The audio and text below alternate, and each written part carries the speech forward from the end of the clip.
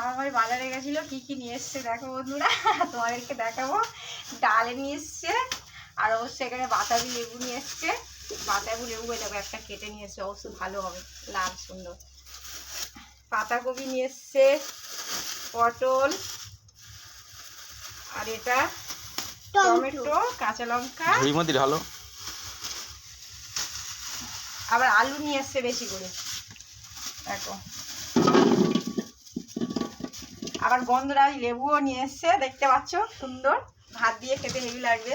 আর অবশ্য মাছও ছিল আমার ফ্রিজের মধ্যে, মাছ ছিল, আমি কাটবো বলে বের করেছি, আর তোমার দাদা ভাই আবার একটা মাছ নিয়ে এসছে।